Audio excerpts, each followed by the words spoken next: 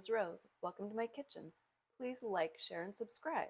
It's been a while since we've done a cooking video, and today we're going to make a chili sauce using our purple plums, ornamental purple plums, also sometimes called cherry plums.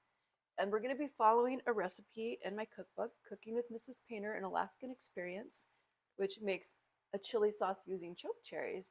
But today, thanks to my friend Julie, who gave me a whole bunch of purple plums, we're going to be making this chili sauce using purple plums.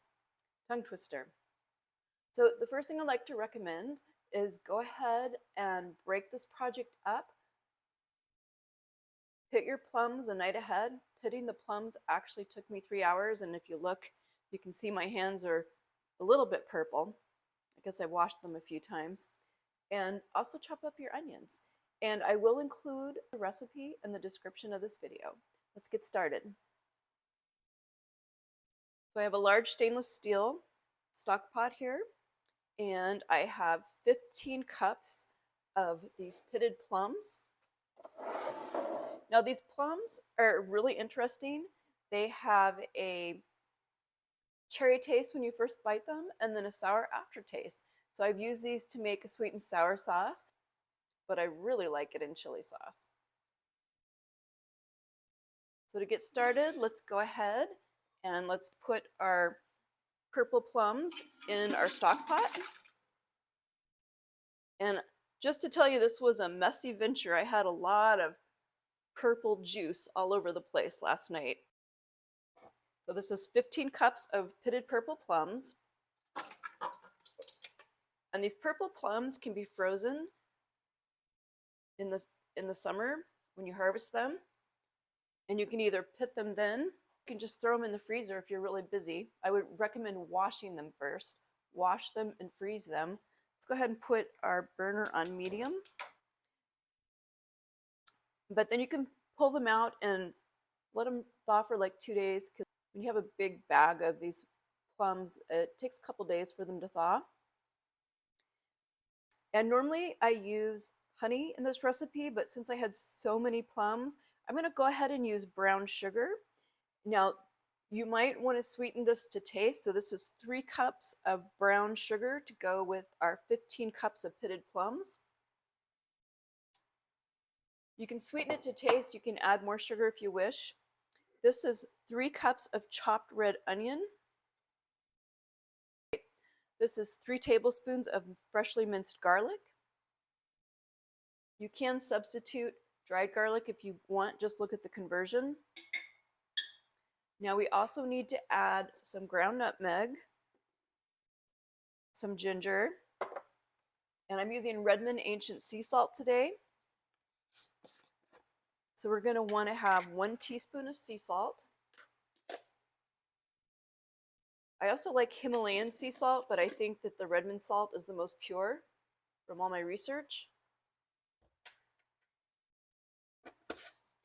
And we're going to want to have a 1/4 teaspoon of ground nutmeg, a 1/4 teaspoon of mustard, and a 1/4 teaspoon of ginger. Let me just get that mustard out. There we go. I knew I was missing something.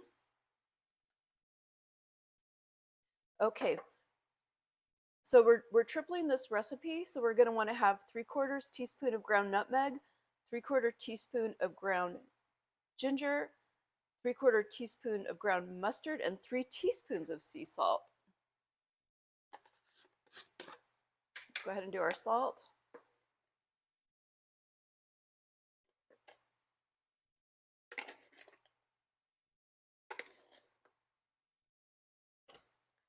Almost messed up there. We would have figured it out.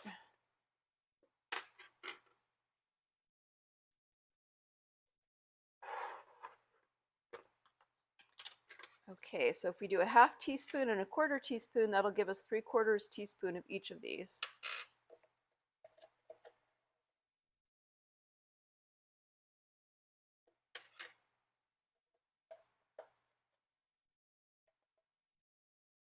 Our nutmeg. Let's do our mustard.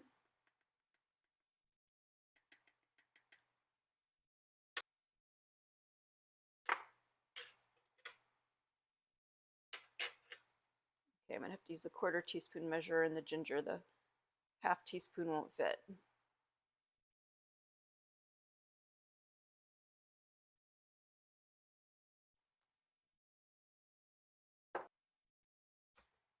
Okay, we almost have everything in there. We're gonna use some crushed red pepper. I'm gonna use 1.5 cups of this, but feel free to use less. If you're somebody who's really sensitive to heat, you might not want that much of it. And then the other thing that we're going to add into this recipe is 3 cups of apple cider vinegar. Let's go ahead and put in our apple cider vinegar.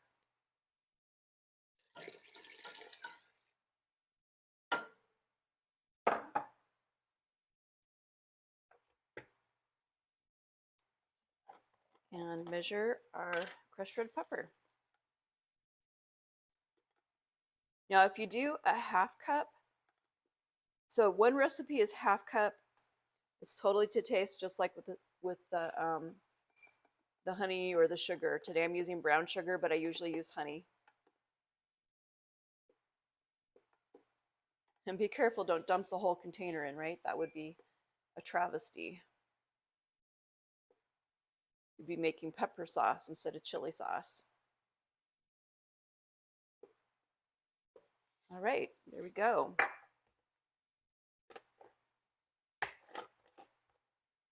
So now we're going to give this a stir.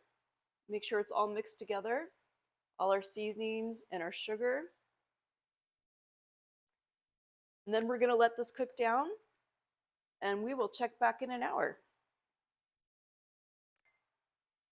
All right, so while our sauce has been processing, I went ahead and washed these jars with soapy water, and it's been processing for exactly an hour.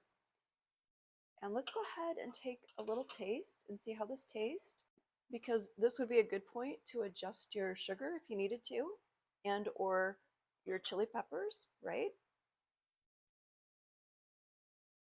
Just got a little bit because this is really hot, right? We don't want to burn ourselves. Really good. Got it perfect. Let's go ahead and fill our jars and get ready to can. And let's go ahead and turn our pressure canner on.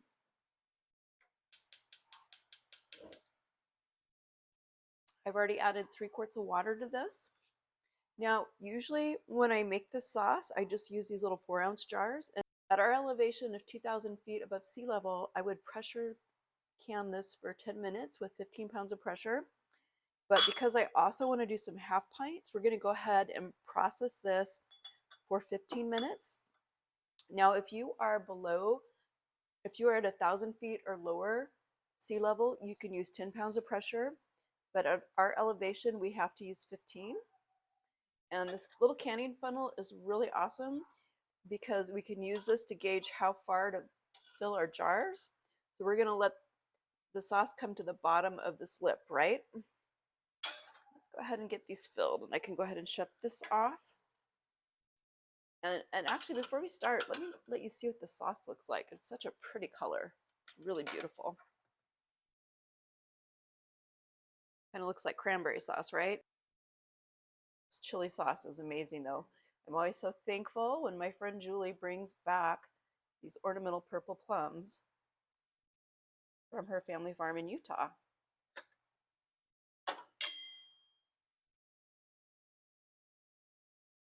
We're just filling to just below the lip.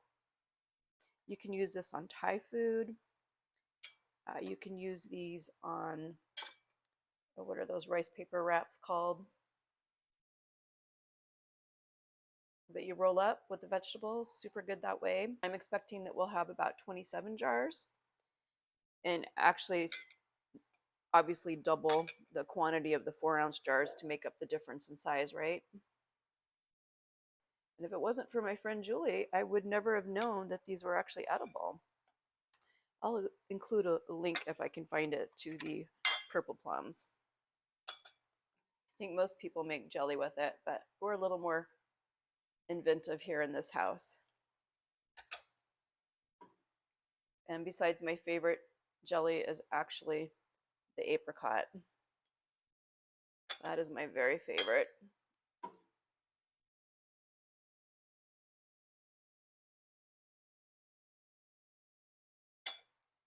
We're definitely going to be wiping these rims down really good.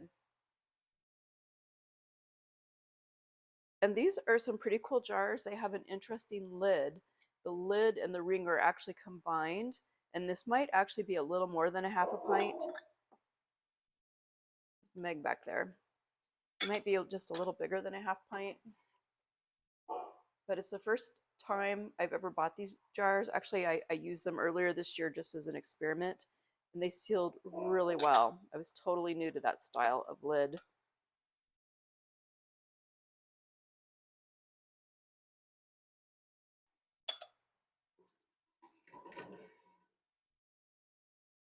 This is such a pretty color.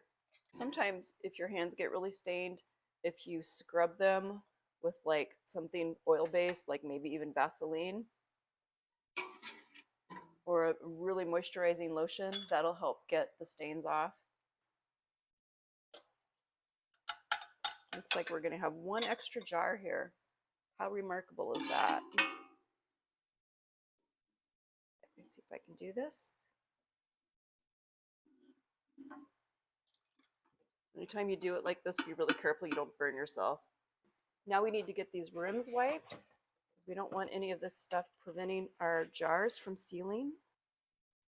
I think these jars are a little more decorative, and I find if you wipe your rims with white vinegar, it really improves the sealing of the jars.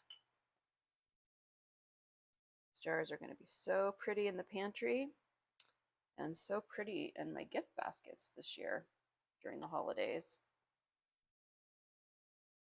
A couple of really good friends here that I enjoy sharing with, who also share with me.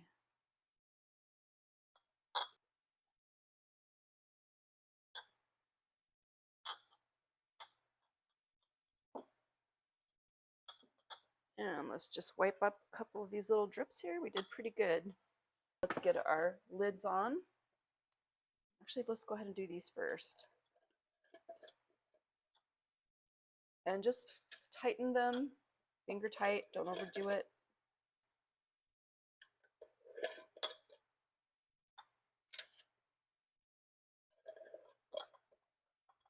And see how pretty these are? It looks just like jars out of the store.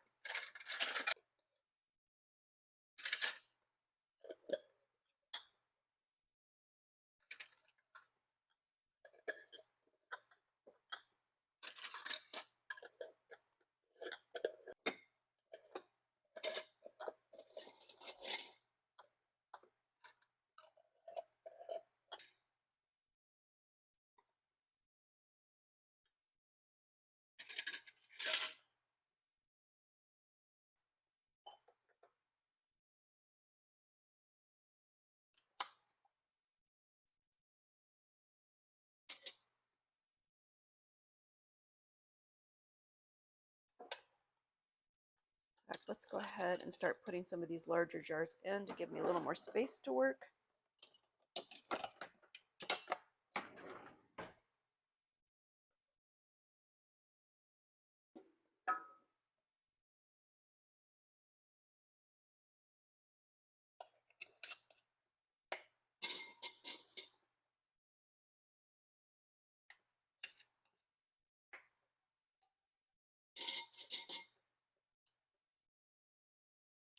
All right, let's get the rest of these jars in the canner.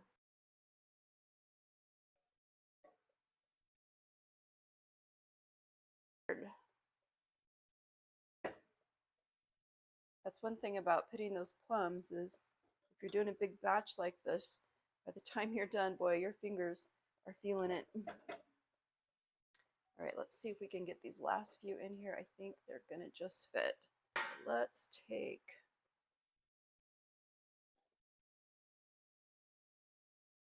a couple out. Let's see if that fixes it.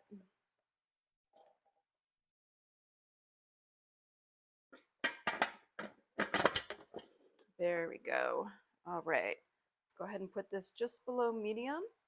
We're going to go ahead and get this hot enough that it blows steam for 10 minutes. And once it blows steam for 10 minutes, we'll be able to put our rocker on. All right, our canner's been blowing steam for 10 minutes. Let's turn our timer off.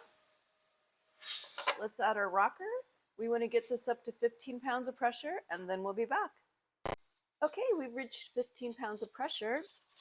Let's go ahead and set our timer for 15 minutes, and we'll be back. Timer's going off. Hooray! Turn the heat off. We're going to let this cool for 2 hours, and then I will remove the jars, and I will let them sit on this towel and cool overnight. And then in the next morning, I will go ahead and check the lids and make sure they all sealed. I hope you enjoyed canning purple plum chili sauce with me today. It's going to be delicious.